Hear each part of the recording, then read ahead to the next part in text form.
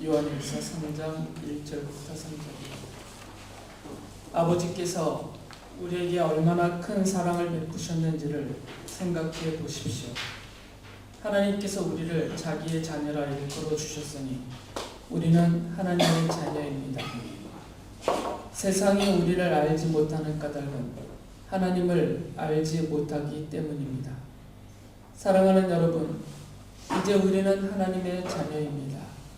앞으로 우리가 어떻게 될지는 아직 밝혀지지 않았습니다만 그리스도께서 나타나시면 우리도 그와 같이 될 것임을 압니다. 그때 우리가 그를 참 모습대로 뵙게 될 것이기 때문입니다. 그에게 이런 소망을 두는 사람은 누구나 그가 깨끗하신 것과 같이 자기를 깨끗하게 합니다. 아멘. 오늘 아침에 제가 속이 좁은 티를 확 한번 냈는데요. 로이랑 루아가 전에는 과자를 준비해주면 감사합니다, 고맙습니다, 그러면 막 제 품에도 안기고 막 그러던 애들이 요즘은 그냥 쓱 그래서 순간적으로 제 마음속에 이 속 좁은 제가 확 살아나서 너희랑 루아에게 너네 요즘 고맙단 말 안 한다, 목사님 안아주지도 않고 가고 목사님 안 먹을 거 아껴가면서 너네 사주는 건데, 그랬더니 막 또 반갑게 제가 기도했더니 감사합니다, 고맙습니다 막 안아주고 그랬어요. 제가 속이 좁은 제 자신을 또 한번 탓을 했습니다. 근데 제 얘기뿐만 아니라 하나님 앞에서 우리가 자주 까먹고 살아요. 화면이 안 나와요? 멈췄어요. 아니, 카메라가 멈췄어요. 그래요? 어쩔 수가 없죠. 뭐 어떻게 하시라고.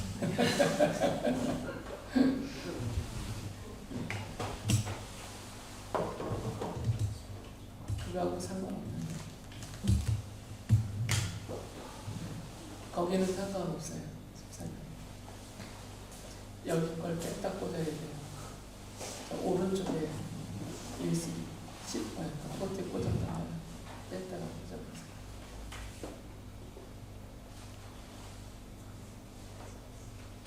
안 되면 어쩔 수 없고. 그래서 사도 요한이 성도들에게, 하나님의 자녀들에게 잊지 말아야 된다라는 부탁을 해요. 그 얘기를 요한일서 3장 1절에서 하죠.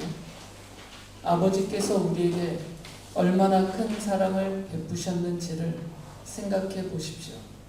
하나님께서 우리를 자기의 자녀라 일컬어 주셨으니 우리는 하나님의 자녀입니다. 세상이 우리를 알지 못하는 까닭은 하나님을 알지 못하기 때문입니다. 성도가 아침에 눈을 뜨면 나를 하나님의 자녀 삼아주신 그 하나님의 사랑을 생각해야 되는데 그게 잘 안 되고 있다는 거죠. 저도 잘 안 되고요. 그래서 사도 요한은 성도들은 늘 하나님께서 자신에게 베풀어 주신 사랑이 얼마나 큰지를 잊지 않고 살아야 된다라는 것을 강조를 하고 있어요. 그 중에서도 하나님께로부터 받은 그 사랑 중에서도 무엇보다도 가장 큰 사랑은 우리를 하나님의 자녀로 삼아주신 것이죠. 세상 사람들과 똑같이 내버려 두지 않고 우리를 세상 창조 전에 선택하셨고 정하신 때에 부르셔서 하나님의 사랑받는 자녀로 삼아주신 그 큰 사랑을 내가 받았다라는 사실만큼은 절대 잊어서는 안 된다는 것이죠. 요한 사도는 그 부분을 좀 더 설명을 해줘요. 요한일서 4장 10절에 보면 이렇게 말합니다. 사랑은 이 사실에 있으니 곧 우리가 하나님을 사랑한 것이 아니라 하나님이 우리를 사랑하셔서 자기 아들을 보내어 우리의 죄를 위하여 화목제물이 되게 하신 것입니다. 그냥 막연하게 하나님께서 우리를 향해서 내가 너희를 사랑한다 이렇게 막연하게 말씀하시지 않고 그 하나님의 큰 사랑을 실제로 우리에게 베풀어 주셨다는 것이죠. 성자 하나님이 인간 예수로 이 땅에 오셔서 우리를 대신해서 그리스도로서 십자가에 죽으신 그 큰 사랑을 우리에게 나타내 보이셨다라는 말씀이에요.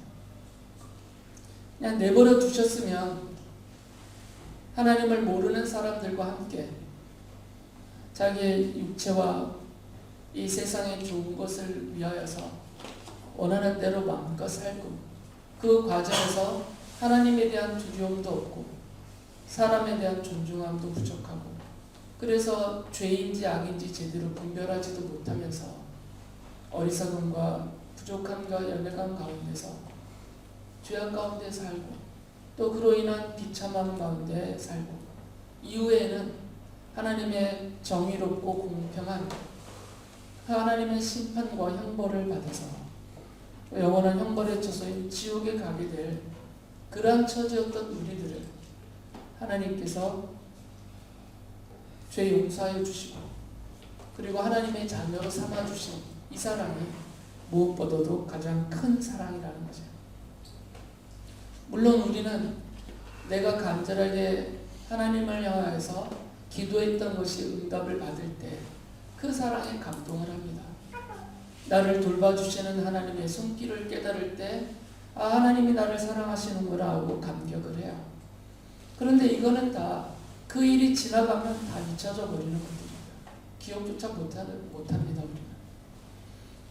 하지만 절대로 잊지 말아야 될 것은 우리를 죄와 그 영원한 멸망 가운데 내버려 두지 않고 성자 하나님이 친히 인간으로 오셔서 나를 대신해서 십자가에서 죽어주시면서 그 쏟으신 피로 그 값진 피로 보혈로 나의 죄를 다 용서받게 해주셨다는 이 사실 바로 나를 위한 화목제물로 성자 하나님이 오셨다는 이 사실은 잊지 말아야 된다는 것이죠. 요한일서 1장 7절에서 그 사실을 강조했습니다. 그러나 하나님께서 빛 가운데 계신 것과 같이 우리가 빛 가운데 살아가면 우리는 서로 사귐을 가지게 되고 하나님의 아들 예수의 피가 우리를 모든 죄에서 깨끗하게 해주십니다. 다른 길은 다른 방법은 없습니다. 우리가 하나님 앞에서 죄가 없는 사람으로 설 수 있는 길은 없어요. 죄가 없는 사람처럼 여김을 받는 수밖에 없습니다. 하나님이 나를 죄를 짓지 않은 사람으로 여겨주시는 길밖에는 없는데 그렇게 여겨주실 수 있는 유일한 방법은 예수 그리스도의 십자가 복음밖에 없어요. 그 복음을 믿음으로 나의 죄를 용서받게 해주시는 그 은혜와 사랑을 믿음으로 받아들일 때만 하나님 앞에서 마치 죄가 없는 사람처럼 여김을 받아서 의롭고 영광스러운 하나님 나라에 그리고 하나님의 거룩한 자녀로서 들어가 살 수 있게 된다는 것이죠. 이어서 이런 말도 합니다. 요한일서 3장 2절에 보면 사랑하는 여러분, 이제 우리는 하나님의 자녀입니다. 앞으로 우리가 어떻게 될지는 아직 밝혀지지 않았습니다만 그리스도께서 나타나시면 우리도 그와 같이 될 것임을 압니다. 그때 우리가 그를 참 모습대로 뵙게 될 것이기 때문입니다. 이 형편없는 우리들을 그리스도와 같이 신령하고 영광스럽게 변화시켜 주신다는 것이에요.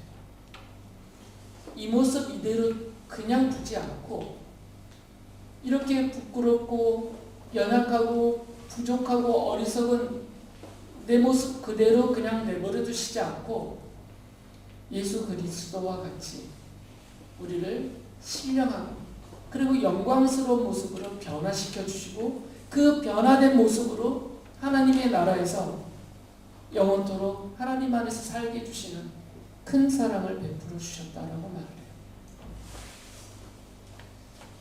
그러니까 하나님께로부터 받은 이 약속된 사랑이 크다는 겁니다.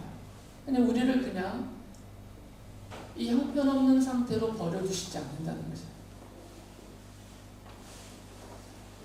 요한계시록 21장 3절 4절에서 사도 요한이 이렇게 말을 해요. 보아라, 하나님의 집이 사람들 가운데 있다. 하나님이 그들과 함께 계실 것이고 그들은 하나님의 백성이 될 것이다. 하나님이 친히 그들과 함께 계시고 그들의 눈에서 모든 눈물을 닦아주실 것이니 다시는 죽음이 없고 슬픔도 울부짖음도 고통도 없을 것이다. 이전 것들이 다 사라져 버렸기 때문이다. 이 땅에서도 하나님의 돌보심이 있어요. 우리를 도와주시고 인도해 주시는, 돌봐주시는 사랑이 있습니다.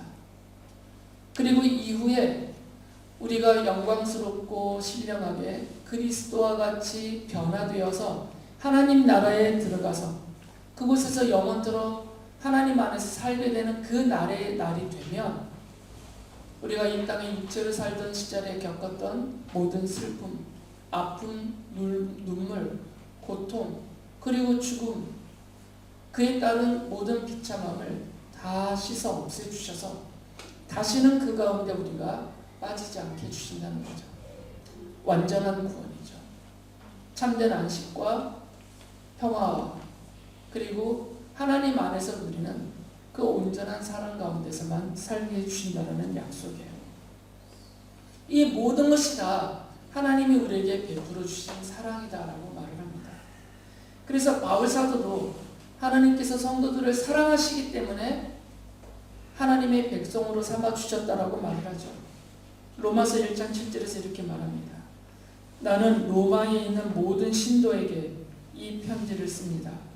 하나님께서 여러분을 사랑하셔서 그의 거룩한 백성으로 부르셨습니다. 우리가 하나님의 거룩한 백성이 된 것은 나의 잘남에 있지 않다는 거죠. 나의 애씀에 있지 않습니다. 하나님께서 일방적으로 그리고 어떤 조건도 내세우시지 않는 무조건적인 사랑하심으로 그 사랑하심으로 나를 하나님의 거룩한 백성으로 삼아주신 것입니다. 우리는 간혹 착각을 합니다. 내가 다른 사람보다 좀 더 잘남을 깨달으면 그 요만큼밖에 안 되는 더 잘남을 가지고 내가 하나님의 자녀여 거룩한 백성 됐다라는 근거로 삼으려고 해요. 그런 건 없습니다. 우리가 하나님의 자녀이고 거룩한 하나님의 백성이 된 것은 하나님이 베푸신 사랑 때문이에요. 그것을 기억하라는 겁니다. 이것을 잊으면 자꾸 다른 사람과 비교한 상대적인 보잘것없는 요만큼밖에 안 되는 그 잘남을 자랑하게 돼요. 그것을 자기 의로 여겨서 자기를 자꾸 의롭다라고 주장하게 됩니다. 그 과정에 이르면 다 잊어버립니다. 하나님께서 베푸신 큰 사랑을 잊어버리게 돼요. 생각을 못하게 됩니다. 저절로. 자기 자랑에 빠지거나 자기의 잘남과 의로움을 자꾸 생각하고 당연히 여기고 그것을 드러내게 되면 내가 하나님의 큰 사랑을 받아서 하나님의 자녀가 되어서 그 약속 가운데 살고 있다는 이 사실이 생각이 안 나게 돼요. 그래서 사도 요한이 이것을 강조하는 겁니다. 우리가 하나님께로부터 얼마나 큰 사랑을 받았는지를 생각해야 합니다. 그 말은 자기 자랑하지 말라는 것이에요. 자기의 잘남과 의로움을 주장하지 말라는 겁니다. 그러다 보면 나는 하나님의 사랑으로 살고 있다는 사실을 자꾸 잊어버리게 되기 때문이에요. 성도들은 죄와 그로 인한 인생의 비참함과 그리고 영원한 지옥의 심판과 형벌에서 하나님의 용서하심과 구원하심을 받아서 하나님의 자녀가 되는 하나님의 큰 사랑을 받았습니다. 성도들은 하나님의 거룩한 백성으로 그리스도와 같은 영광스럽고 신령한 모습으로 변화되어서 하나님 나라에서 하나님의 영광에 이르게 하시는 하나님의 큰 사랑을 약속으로 받았습니다. 성도들은 하나님이 함께 하시며 지금 이 땅에서 함께 하시며 돌보시고 인도해 주시는 그 하나님의 큰 사랑을 받은 하나님의 자녀입니다. 이것을 절대 잊지 말아야 합니다. 그래서 이것을 믿고 소망하는 성도들은 어떻게 살아야 되느냐라는 부분을 요한이 말을 해줘요. 요한일서 3장 3절에서 이렇게 말합니다. 그에게 이런 소망을 두는 사람은 누구나 그가 깨끗하신 것과 같이 자기를 깨끗하게 합니다. 이 사랑을 생각하는 성도라면, 그리고 이 사랑을 믿음으로 받아들여서 소망하는 성도들이라면 깨끗해야 된다는 거죠. 그런데 그 기준이, 그 목표치가 나에게 있지 않습니다. 내 맘대로 정하거나 내 맘대로 왔다 갔다 기준치가 바뀌는 그것이 아니고, 바뀔 수 없는, 그리고 어떤 성도, 전 세계 어느 민족, 어느 교회, 어느 성도들에게도 보편적으로 적용되는 기준치예요. 바로 그리스도와 같이랍니다. 그리스도께서 깨끗하신 것과 같이 성도들도 깨끗하게 살아야 된다라고 말을 해요. 왜 그러냐면 우리는 그리스도인이잖아요. 성도들에게 붙여진 그 고귀한 이름이 그리스도인입니다. 그리스도인이라는 말은 두 가지 의미가 있죠. 그리스도에게 속한 사람들, 소속을 말할 때 그리스도인이래요. 군대에 속하여 있는 사람은 군인, 그렇게 말하는 것처럼 소속을 말합니다. 또 한 가지는 그리스도를 따르는 사람들이라는 표현. 우리는 그리스도에게 속하여 있고 그리스도를 따르는 사람입니다. 그러니까 당연히 우리가 깨끗해야 된다는 그 기준치는 우리가 주님으로 따르는 예수 그리스도세요. 그리스도의 깨끗하심처럼 우리는 자신을 깨끗하게 해야 합니다. 예수님께서는 이런 말씀을 하셨어요. 마태복음서 5장 8절에 보면 마음이 깨끗한 사람은 복이 있다. 그들이 하나님을 볼 것이다. 그러면서 바리새파 사람들을 혼내시면서 이런 말씀을 하세요. 누가복음서 11장 39절에 보면 지금 너희 바리새파 사람들은 잔과 접시의 겉은 깨끗하게 하지만 너희 속에는 탐욕과 악독이 가득하다. 먼저 마음이 깨끗해야 된다는 것이죠. 생각하는 그 마음을 먼저 깨끗하게 해야 돼요. 왜 그러냐면 마음이 깨끗하지 못하면 우리의 말과 행실로 내 안에 있는 깨끗하지 못한 것들이 쏟아져 나오게 돼 있어요. 우리 안에서 바깥으로 나오는 것들은 말로 나오든 눈빛으로 나오든 행동으로 나오든 내 속의 것이 바깥으로 나오게 돼 있거든요. 그러니까 바깥으로 나온 것은 다 내 안에 있는 것들이에요. 다른 사람 때문에 없었던 것이 생겨난 게 아니고 본래 내 안에 있는 것들이에요. 그걸 그 사람이 끄집어내게 만든 거죠. 나를 자극해서. 평소에는 없는 것 같아요. 자신도 속아 넘어가죠. 그런데 강한 충격과 자극을 받으면 내 안에 있는 것들이 솟아 올라와서 터져 나오는 것이죠. 그래서 예수께서 이 마음을 깨끗하게 해야 된다라고 말씀하신 거예요.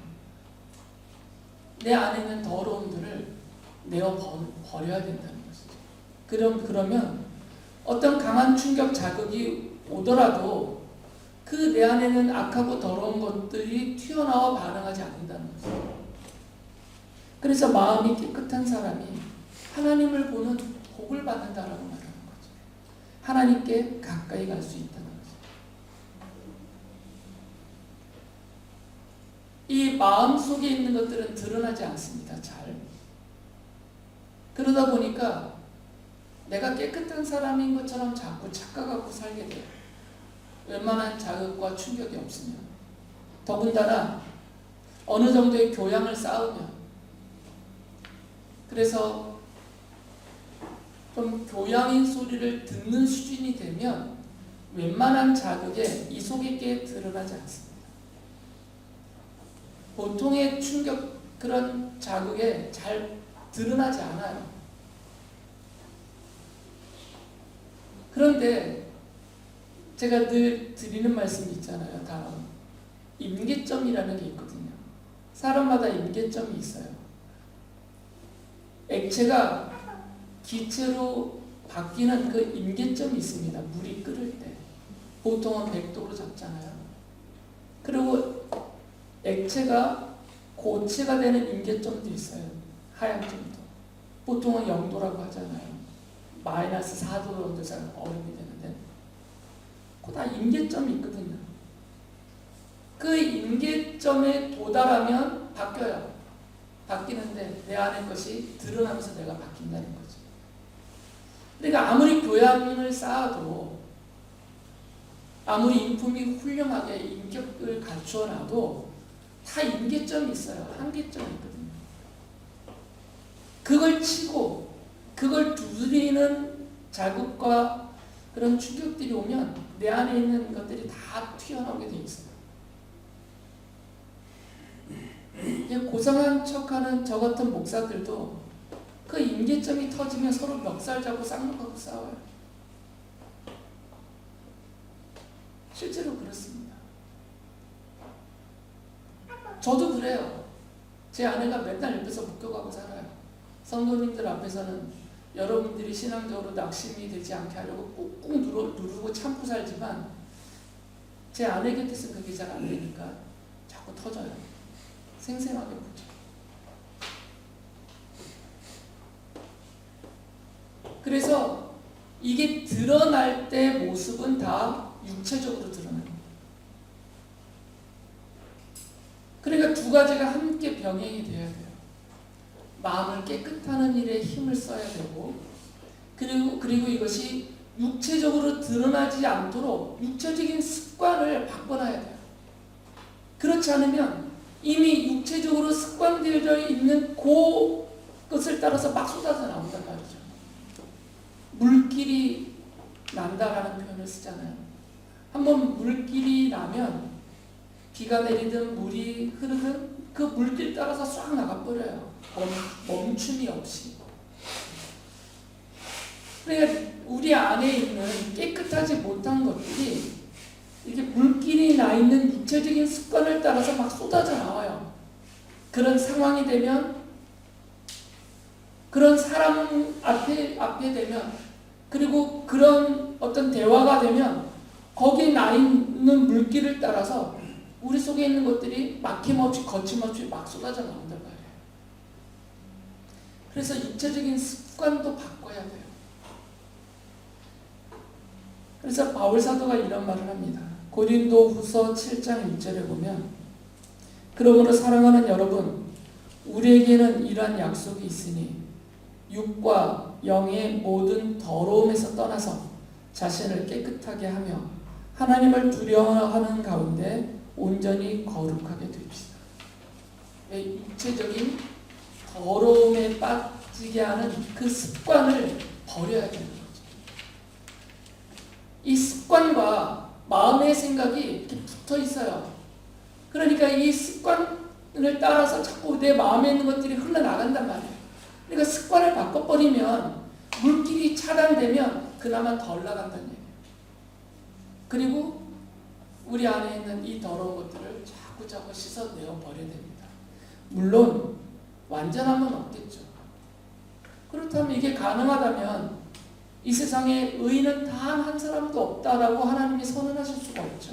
이게 가능하다면. 당연히 가능하진 않습니다.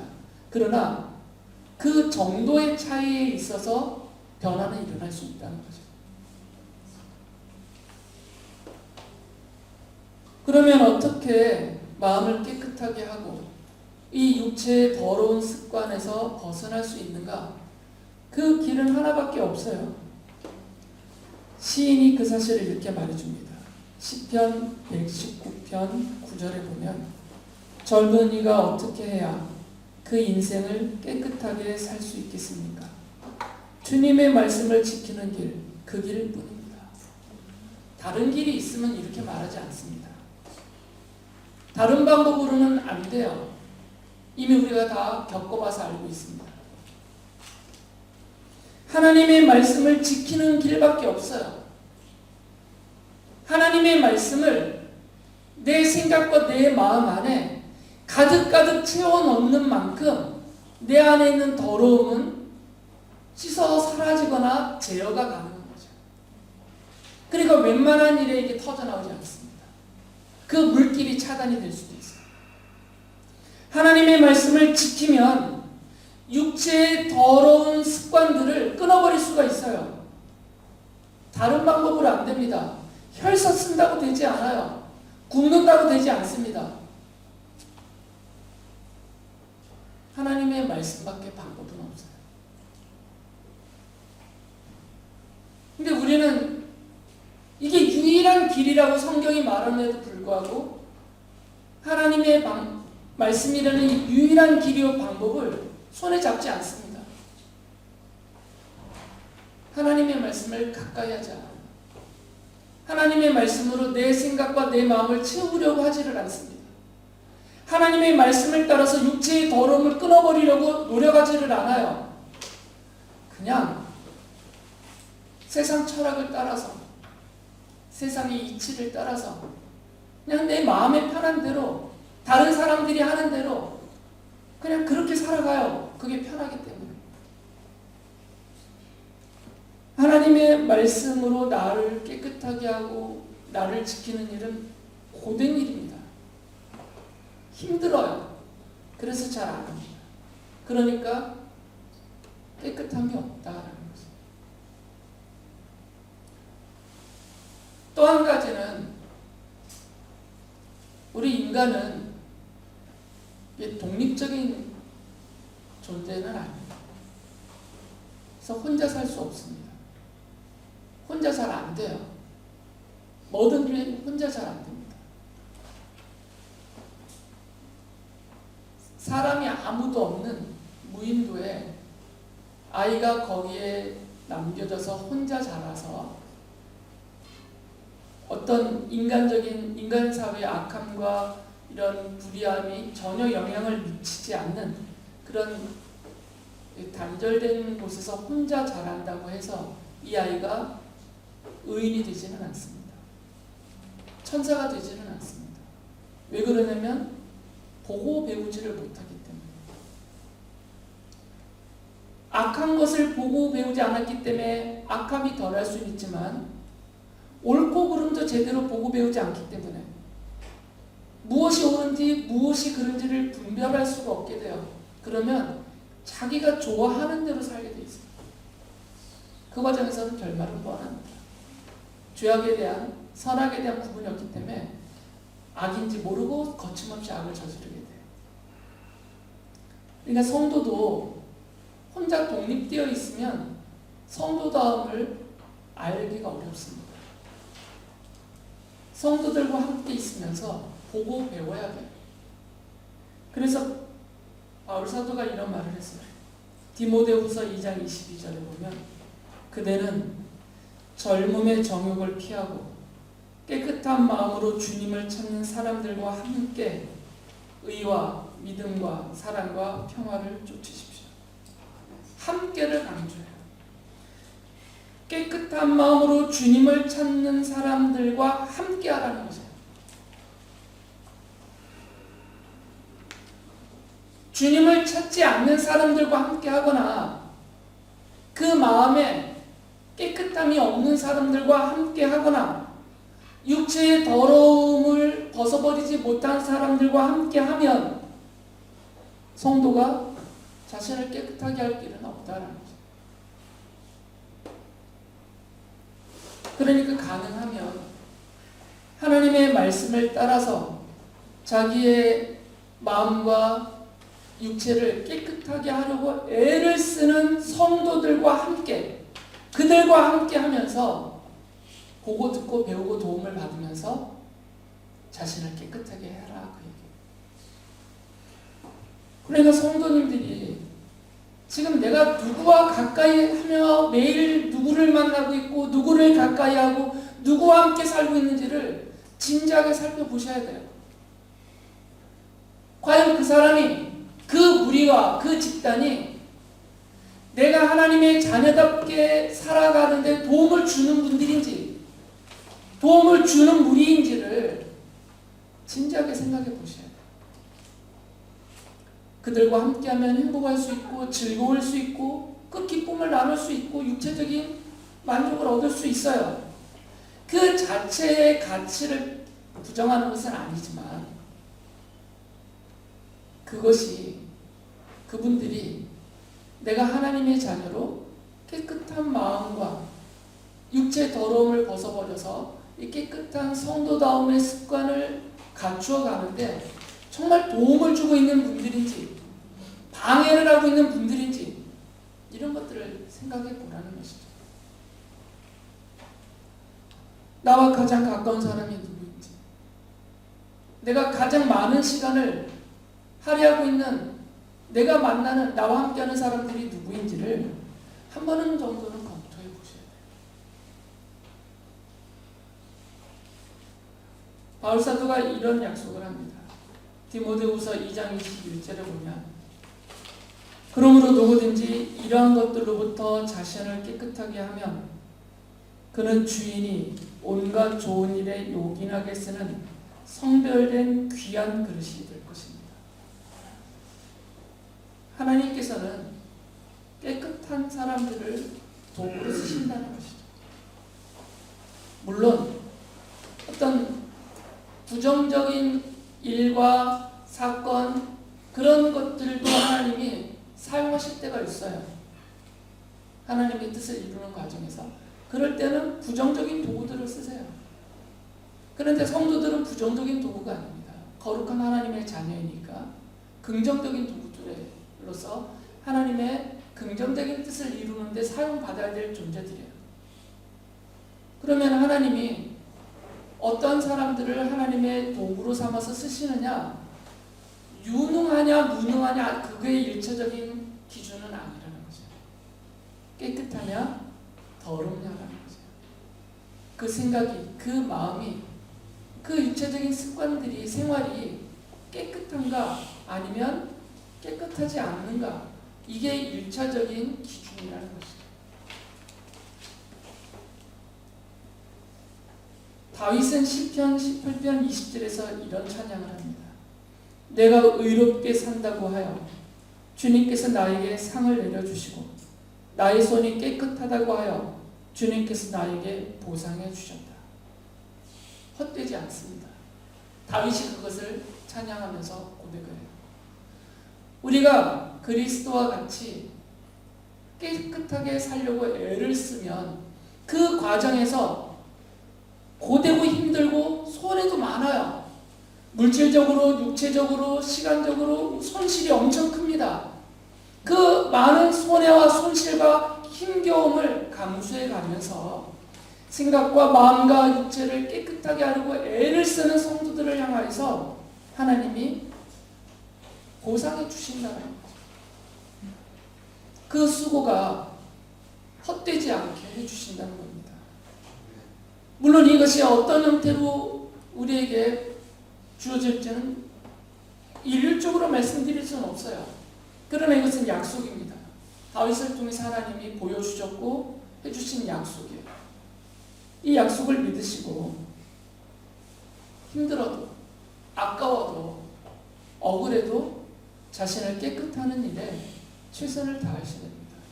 무엇보다도 하나님의 말씀으로 생각과 마음을 가득 채우고 그 말씀을 따라서 말씀에서 벗어나는 육체의 더러움들은 끊어버리고 그 말씀에 합한 하나님의 자녀다운 육체의 깨끗한 습관을 키워나가셔야 돼요. 하나님은 성도들을 하나님의 자녀로 삼아주신 큰 사랑을 베풀어 주셨습니다.